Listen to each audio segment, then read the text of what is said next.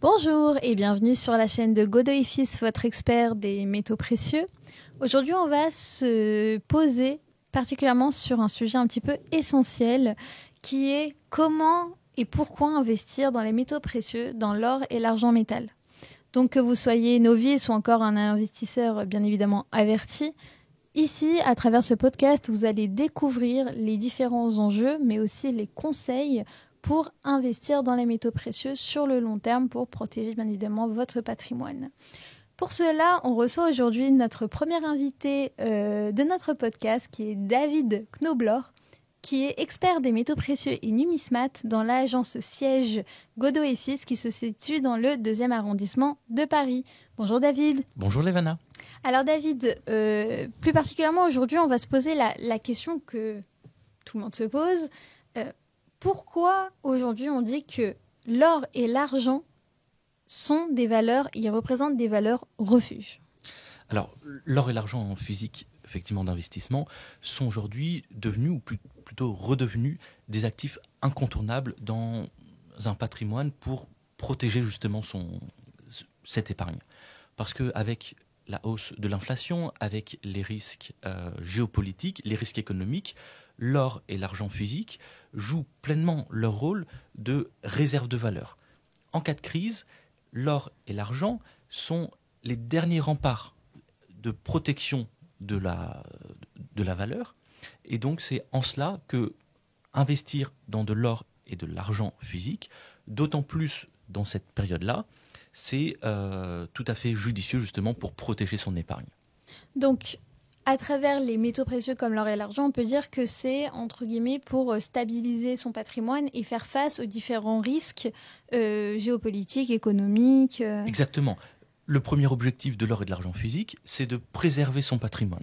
Alors, quand on voit effectivement l'évolution du cours de l'or, à la fois l'or et l'argent physique, et surtout l'or ces derniers mois d'ailleurs, montrent que, bon, d'une part, il y a une protection de l'épargne, mais d'autant plus, il y a une valorisation de l'épargne qui est assez exceptionnelle. Et ces dernières années, et même si on compare sur l'équivalent d'une génération, par exemple, depuis le début des années 2000, un kilo d'or valait environ 10 000 euros, et aujourd'hui, on a dépassé allègrement les 90 000 euros. Donc, à la fois, l'or joue ce rôle de réserve de valeur, mais d'autant plus dans des périodes de crise et d'instabilité économique, le métal précieux va se valoriser. Alors, certes, il ne va pas créer de dividendes, créer d'intérêts, mais il va vraiment se valoriser avec le temps et justement avoir des valorisations tout à fait intéressantes. C'est quand même incroyable de se dire que l'or a pris quasiment x10 en 20 ans, quoi. Exactement. Alors, normalement, l'or n'est pas censé évoluer de cette manière-là, du moins de manière aussi rapide. Mais on a eu plusieurs événements qui ont été importants, qui ont jalonné ces 20-25 dernières années et qui ont soutenu de manière directe les cours de l'or, et en particulier en tout cas les cours de l'or. Évidemment, une crise importante, c'est 2008 et la crise des subprimes. Elle va continuer un peu après avec la crise des dettes européennes, par exemple la Grèce, et on va continuer avec, beaucoup plus proche de nous, la crise du Covid, la crise en Ukraine, au Proche-Orient, et aussi les risques d'instabilité entre Taïwan et la Chine qui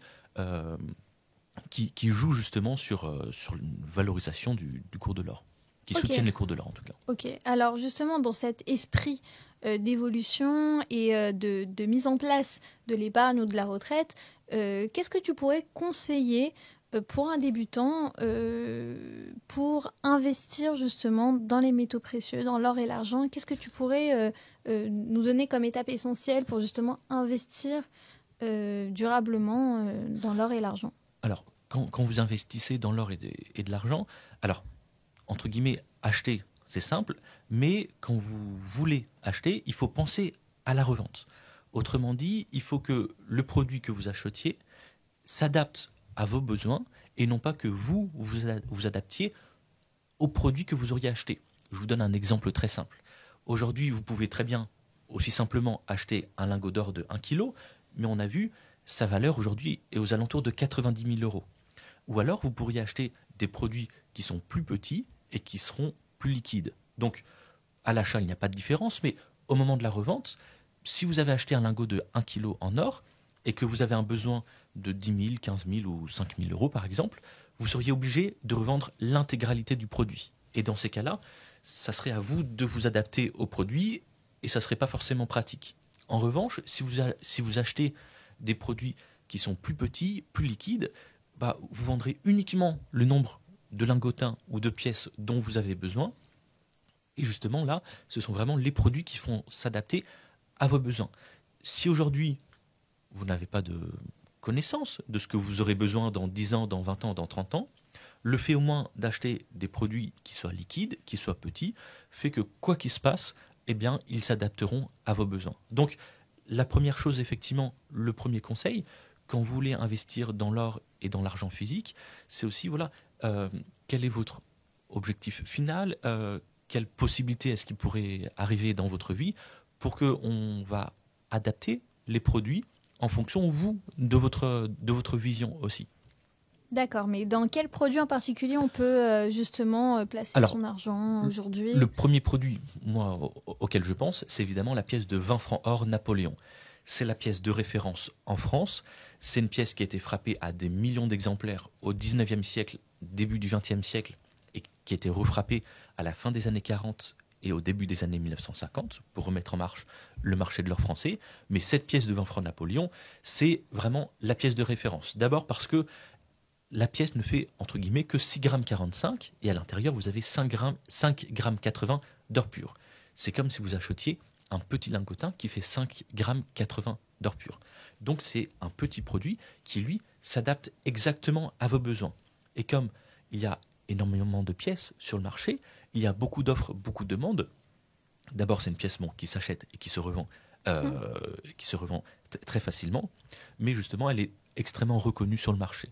Donc, il n'y a aucune difficulté à la fois à en acheter et à la fois à en revendre. Et ça, c'est important aussi.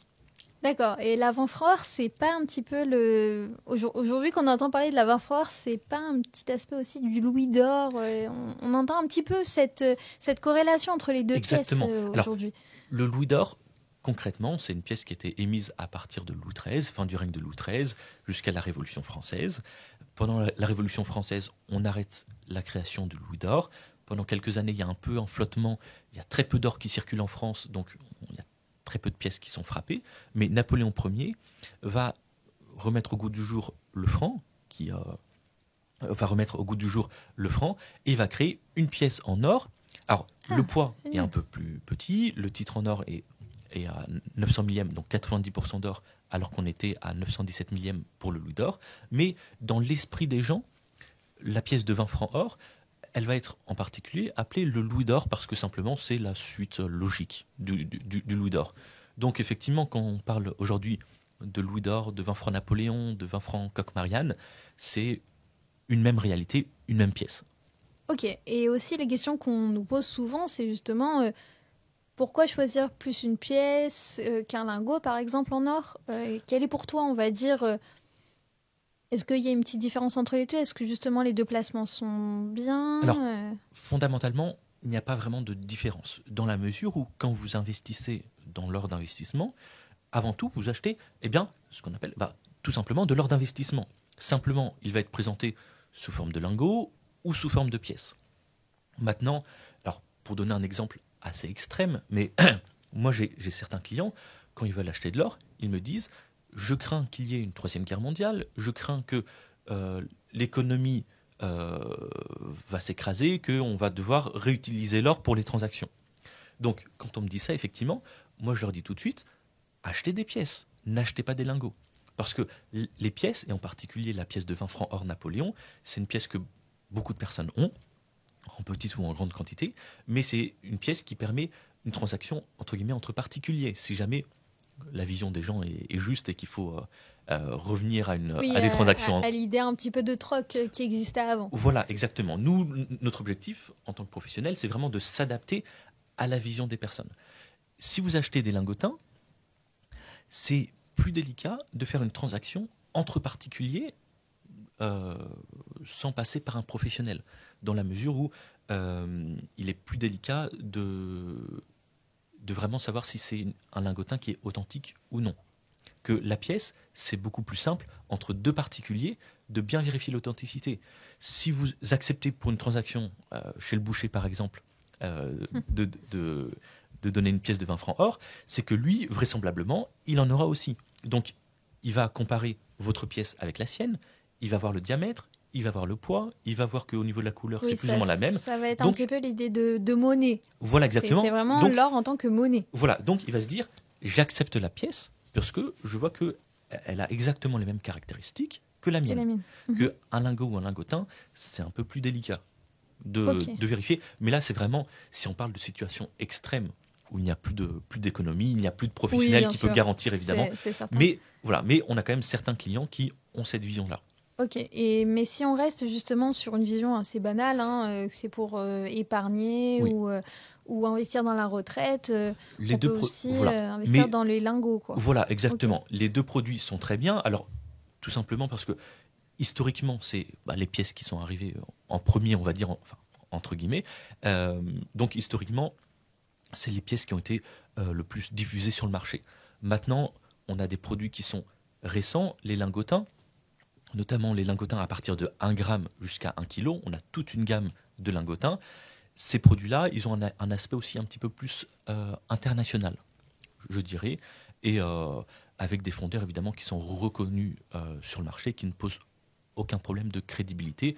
Chez Godot et Fils, par exemple, nous, quand on vend des lingots, c'est des lingots qu'on a fait, dont Metalor, par exemple, ou Argor Heraeus, ont produit directement pour nous, et nous les ont transmis directement. Donc il n'y a pas d'intermédiaire non plus quand vous achetez des lingotins. Donc ça prouve quand même leur authenticité. Quand on va chez Godot et Fils, on sait qu'il y a cette authenticité, cette garantie. C'est une garantie supplémentaire. C'est une garantie supplémentaire sur les lingots. Exactement. Ok. Et ça, c'est au niveau de l'or d'investissement, mais sur l'argent, parce qu'il y en a aussi, on va dire que la question qui revient, c'est l'or d'investissement est assez intéressant, mais l'argent.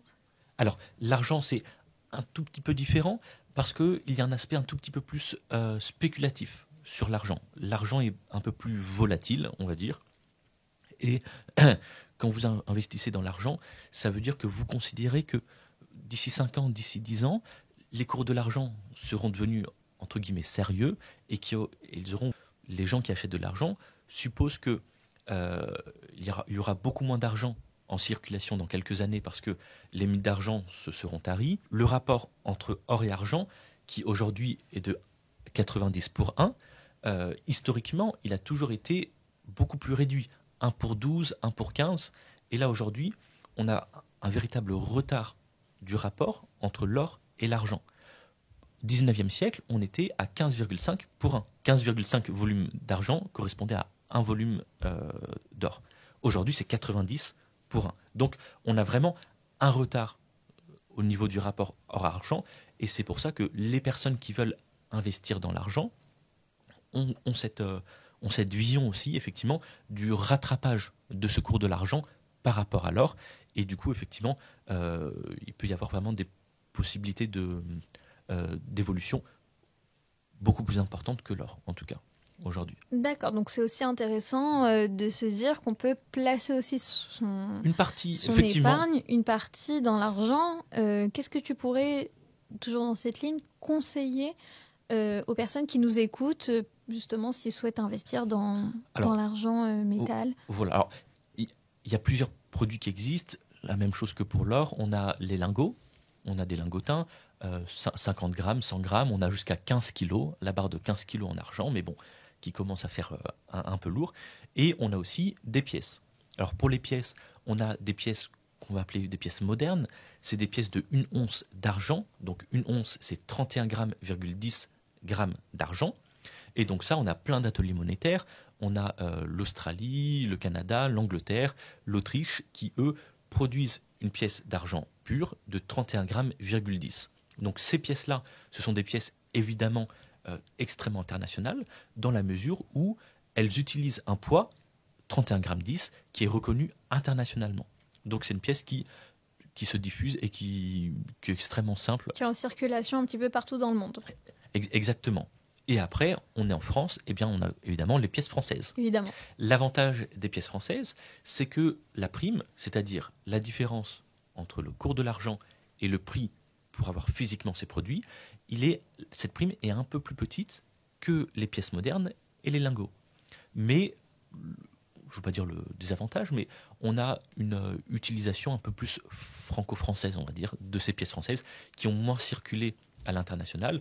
Alors on a certains pays d'Afrique qui aiment bien ces pièces d'argent, mais pour des raisons historiques, mais sinon ça reste quand même beaucoup plus franco-français, on dira. Ok, donc au niveau de l'argent, pareil, c'est un peu comme l'or, on va dire qu'on regarde un petit peu les cours, on suit un petit peu les évolutions et on se dit au niveau de, on va dire, de la situation économique, financière et géopolitique, à savoir quand investir. Voilà, alors pour le moment, l'argent est assez stable, on va dire. Donc, quand vous voulez effectivement acheter pour de l'argent d'investissement, le cours, aujourd'hui, on est aux alentours de 1 000 € le kilo. C'est quand même assez accessible par rapport à l'or. C'est pour ça, voilà, c'est beaucoup plus accessible, mais ça prend plus de place. Ok. Voilà, donc c'est aussi à prendre en compte. Le stockage, effectivement, mais je pense qu'on va en parler après. Ah, tout à fait. Le stockage et de l'argent, qui sont aussi des éléments qui sont importants à prendre en compte lorsque vous voudrez investir dans l'or et dans l'argent physique. L'or prenant peu de place, l'argent, un petit défaut, c'est qu'il prend beaucoup de place. Justement, vu que tu es en train de nous parler du stockage, comment stocker aujourd'hui ces métaux précieux, sachant que, on regarde un petit peu aussi l'aspect un peu sécurité. Quels conseils tu pourrais nous donner pour stocker nos métaux précieux Alors, il y a plusieurs solutions pour le stockage. Le premier est le plus simple, puisqu'on vend de l'or physique, eh bien, c'est vous d'avoir physiquement les produits chez vous. L'avantage un peu plus de l'or par rapport à l'argent, effectivement, c'est que le volume est beaucoup plus petit. 1 kilo d'or, par exemple, équivaut plus ou moins au volume d'un téléphone portable. Donc, vous pouvez cacher chez vous une certaine quantité d'argent, on va dire, sous forme d'or, sur un espace qui est vraiment petit. L'avantage, c'est que vous avez accès directement à cet or, mais le risque, effectivement, c'est le risque de cambriolage. Voilà, oui, exactement, qui est assez réel, on va dire. Donc, face à ça, on a différents systèmes de stockage. Vous pouvez très bien aller en banque, prendre un coffre et mettre votre or et votre argent à l'intérieur. L'avantage, c'est effectivement la sécurité maximale. Et j'ai pas entendu de coffres qui ont été ouverts depuis des années quand même, en France et même à l'étranger. Mais après, effectivement, la seule difficulté peut-être, c'est une thématique qui revient, mais c'est en cas de crise bancaire, avoir accès à son or au sein d'une banque. Ou effectivement, alors le risque est limité quand même aujourd'hui, mais voilà, ça fait partie des craintes des clients quand ils veulent stocker leur or et leur argent physique. Et après, on a un troisième système, c'est un système de gardiennage, comme par exemple ce que propose Godot & Fils, et c'est hors du système bancaire. Donc soit effectivement vous avez des coffres, mais avec sécurité bancaire, mais hors du système bancaire, au sein de certaines agences, par exemple Godot & Fils, ou un autre système qui est le système de gardiennage en Suisse, par exemple, qui lui est hors de tout système bancaire et avec une disponibilité assez rapide, mais pas aussi rapide effectivement que si c'est chez vous. Oui, c'est assez intéressant de se dire que au lieu de... Parce que c'est vrai qu'aujourd'hui, avec la situation un petit peu économique et financière, on se pose la question de est-ce que c'est quand même intéressant de laisser notre argent dormir à la banque. C'est la stabilité des banques, exactement. On a derrière une solution de gardiennage chez Godot & Fils même qui nous permettrait, dès qu'on achète de l'or ou de l'argent, de se dire mon investissement se trouve chez Godot & Fils et dès que j'ai besoin, je peux récupérer. J'ai un accès direct. Parce que justement, la logique générale, ce qu'on a aujourd'hui et ce qui s'est développé ces dernières années, c'est vraiment une débancarisation. On a vraiment des gens qui ont une épargne depuis plusieurs années, principalement aussi pour préparer la retraite, mais qui préfèrent justement sortir cet argent des banques en achetant de l'or et de l'argent physique, mais effectivement le fait de, après entre guillemets, le remettre physiquement en banque peut être un petit peu le serpent qui se mord la queue. Donc l'avantage de cet or et de cet argent qui peuvent être stockés hors du système bancaire peut être une solution à long terme et permet de dormir sur ses deux oreilles. Ah, tout à fait. Et justement, puisque tu en parles, aujourd'hui, on est un petit peu dans l'ère du digital. On se dit que, bien évidemment, tout ce qui est investissement physique est assez intéressant, mais justement, une question qui se pose très souvent est crypto, or, quoi faire entre les deux? Est-ce que c'est mieux d'investir plus sur un investissement au refuge, une réserve de valeur, ou plus sur, on va dire, une sorte de catégorie un peu boursière avec les cryptos? Qu'est-ce que tu en penses? Alors, on ne va pas entrer trop dans les détails, mais je vais revenir sur sur un élément fondamental de l'or et de l'argent physique, c'est que c'est physique. L'or et l'argent ne sont pas gagés sur quelques dettes ou quelques qualités ou avoir de quoi que ce soit. Si demain, c'est ce que je redis, mais si demain les sociétés tombent en une situation apocalyptique, Oui. l'or que vous avez chez vous, le principe même de l'or, un peu plus même que par rapport à l'argent, c'est que où que vous soyez dans le monde, l'or est reconnu. Oui. Et ça, c'est fondamental. Donc à la fois, l'or ne prend pas beaucoup de place. Si vous devez aller à l'étranger, c'est plus facile, on va dire, pour transporter. Et il est reconnu internationalement. Donc, c'est un moyen de transaction vraiment international qu'on peut emporter un peu partout. Pour faire une transaction, vous et moi, on peut faire la transaction directement. On n'a pas besoin d'une autre structure pour faire la transaction. Contrairement effectivement aux crypto-monnaies où on a besoin d'Internet. Tout à fait. Donc, alors, je ne dis pas que les crypto-monnaies ne sont pas des bons investissements. On a vu que les cours ont énormément monté. Mais pour moi, aujourd'hui, les crypto-monnaies, c'est d'abord une expérience. Une expérience d'une monnaie qui n'est pas définie par une autorité politique, économique, quelle qu'elle soit. Mais on a besoin d'Internet pour faire la transaction. Donc, le problème, c'est que quand tout va bien, c'est très bien. C'est très bien les crypto-monnaies. Mais on a vu, même il n'y a pas si longtemps, qu'un État peut bloquer Internet dans certaines régions du monde. Et sur ça, justement, on n'aura plus assez aux crypto-monnaies, alors que l'or, c'est vraiment où l'argent, c'est physique. Si vous avez faim, si vous devez manger, vous pouvez être millionnaire en crypto-monnaie, eh bien vous ne pourrez pas faire de transactions et vous ne pourrez pas manger votre assiette de steak frites. Oui, si vous avez une pièce, quelle que soit la situation, vous pourrez procéder à une transaction et... Alors, on parle évidemment de situations extrêmes, oui, bien sûr. Mais voilà, l'avantage de l'or et de l'argent physique, c'est qu'elle n'est dépendante de personne, de rien, et c'est juste entre nous, on sera capable de faire une transaction la plus juste possible entre nous deux, mais c'est l'avantage de l'or et de l'argent physique. Physique. J'appuie bien sur ce terme. Vraiment, tu appuies bien sur cette notion de physique. Et c'est pour ça que par rapport à l'or et à l'argent papier, le principe de l'or et de l'argent papier, c'est un peu la même manière que les billets. Puisqu'on a créé des billets, c'est qu'on va mettre en circulation plus de billets au 19e siècle et au 20e siècle, plus de billets qu'il n'y avait de stock d'or et d'argent dans la Banque de France, pour justement faciliter les échanges.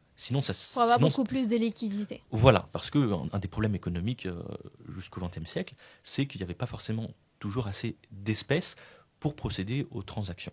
Surtout qu'aujourd'hui, on va dire qu'on va plus utiliser les cartes bancaires et même les applications que Exactement. l'argent physique. Donc, au début du XXe siècle, on a effectivement une encaisse en or avec la contrepartie, un tout petit peu plus importante, de billets.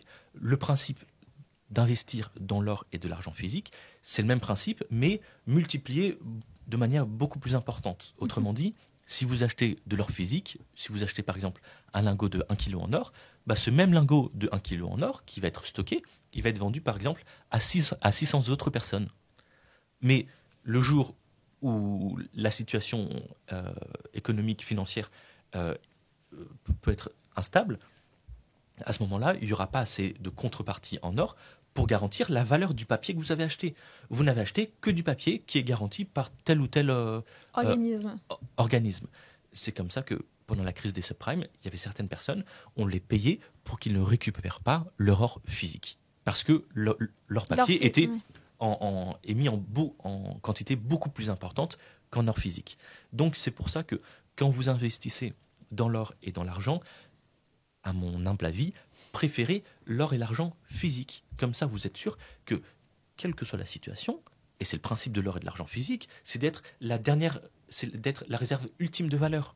C'est de dire que, quelle que soit la situation, il ne s'agit pas de dire que tant mieux qu'on arrive dans une situation apocalyptique, mais si on doit arriver dans une situation qui soit très compliquée, l'or et l'argent physique permettent de s'en sortir. C'était par exemple, alors c'est un cas un peu différent, mais pendant la Seconde Guerre mondiale, en fonction du cours au marché noir de la 20 francs hors Napoléon, qu'on a parlé un petit peu avant, l'équivalent de entre 160 et 180 pièces de 20 francs Napoléon permettait à une famille de 4 personnes de pouvoir tenir pendant toute la durée de la Seconde Guerre mondiale. C'est un exemple extrême, mais ça montre que c'est l'or et l'argent physique qui permettent de se protéger au maximum. D'accord. Et justement, comment peut-on faire aujourd'hui pour éviter les risques? Justement, on discutait de cet échange entre particuliers. Comment faire aujourd'hui pour pas tomber dans des cas où justement on peut acheter des lingots, hein. Ça peut arriver aujourd'hui, on en trouve même sur Internet, sur les différentes plateformes. Comment savoir quelle est la meilleure solution pour investir? Est-ce que c'est de passer par des particuliers ou alors d'aller directement chez des professionnels et d'avoir une garantie? Alors, sans hésiter, d'aller vers un professionnel. Alors, effectivement, le professionnel, il prendra peut-être un petit peu plus qu'un particulier avec lequel vous aurez acheté une pièce de 20 francs sur eBay, mais vous avez une garantie. La première garantie, c'est la facture, qui fait office de certificat d'authenticité. Les pièces, les produits, quand vous achetez chez des professionnels, les produits sont dans des sachets qui sont scellés. C'est Godot et Fils qui scelle, qui ferme le sachet dans lequel il va mettre l'ensemble des produits que vous aurez achetés. Donc, la garantie de l'authenticité, elle passe même quand vous repassez la porte de Godot et Fils. Quand vous êtes chez vous, les produits que vous avez chez vous, ils sont garantis par Godot et Fils parce qu'ils sont dans un sachet scellé et parce qu'on pourrait très bien vérifier que si c'était des produits qui étaient faux, on pourrait très bien remettre en cause, sans hésiter, la responsabilité de Godot et Fils. Donc, il faut aller fondamentalement chez des professionnels qui, eux, font le travail toute la journée. Ils voient des pièces, ils voient des lingots toute la journée. On a cette expertise de mettre de côté les pièces et les lingots qui sont faux. Ça arrive, ça existe, et donc, évidemment, on ne les rachète pas, ni on les revend. Et comment vous voyez, c'est vraiment une question qui se pose, comment vous pouvez voir si un lingot est vrai ou faux, par exemple? Alors d'abord, avec notre propre expérience. Un lingot, c'est un volume qui est donné. Donc par exemple, on a des faux lingotins avec des blisters de fondeurs reconnus, qui sont vendus sur des plateformes chinoises, par exemple, sans donner de nom. Mais on voit tout de suite qu'il y a quelque chose qui tourne pas rond, et notamment le volume du lingotin qui est plus gros que ce qu'il ne devrait être. Et après, on a d'autres outils. On a par exemple un outil qui est formidable, qui s'appelle le spectromètre.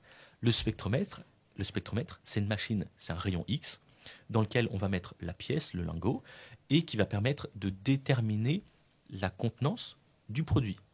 Et donc, si c'est un faux lingot, par exemple, on le verra tout de suite et ça confirmera notre premier sentiment sur le produit. Donc ça, c'est pour les lingots et les pièces, mais l'expérience reste tout de même, à mon avis, je trouve, reste fondamentale. Et le fait de voir beaucoup de pièces et de lingots permet que, quand on les met l'une à côté de l'autre, on voit tout de suite s'il y a quelque chose. Les fausses. Voilà, c'est comme pour les faux billets, il y en a un peu qui circulent forcément, mais on les reconnaît à différentes. Dès qu'on les met face à un autre billet, on le voit tout de suite. Donc c'est pour ça, qu'il est important pour moi de passer chez un professionnel, non pas que le particulier va vendre forcément des faux, mais peut-être il ne sera pas au courant. D'ailleurs lui-même, il sera peut-être de bonne foi, mais que ça finalement que sa pièce. C'est-à-dire que ce particulier peut-être a acheté avant cela à un autre particulier, et que ce particulier lui a vendu un faux et que lui pensait que c'était un vrai pour le revendre, et qu'après on se retrouve dans des situations où au contraire exactement. Et on a un peu perdu l'argent, quoi. Voilà, à tout niveau. Et aussi, avec la hausse des cours de l'or, il y a un peu plus d'arnaques dans le domaine de l'or et de l'argent physique. Donc, il faut faire d'autant plus attention. Et un autre élément aussi qui est important, quand vous achetez de l'or et de l'argent physique, l'avantage d'acheter chez un professionnel, c'est la facture. Pourquoi ? Eh bien, tout simplement parce que fiscalement, ça sera fondamental d'avoir une facture à votre nom. Sans entrer trop dans les détails, mais quand vous avez une facture qui est à votre nom, des produits qui sont sous sachet scellé, vous pourrez bénéficier d'une fiscalité qui sera avantageuse, qui sera la fiscalité sur la plus-value. Au bout de 22 ans de détention, vous êtes complètement exonéré de la taxe sur la plus-value. À partir de la 3e année, la taxe, elle se réduit. Au bout de 22 ans, vous êtes totalement exonéré. Donc, acheter chez un professionnel, c'est la garantie de l'authenticité, mais c'est aussi avoir une facture qui, avec le temps, aura un vrai impact fiscal et sera vraiment très intéressante au moment de la revente. Donc ça sont pour moi les 2 éléments fondamentaux qui, pour moi, sans hésiter, poussent à aller chez un professionnel. Les économies de quelques euros que vous ferez chez un particulier, vous les retrouverez très vite chez un professionnel.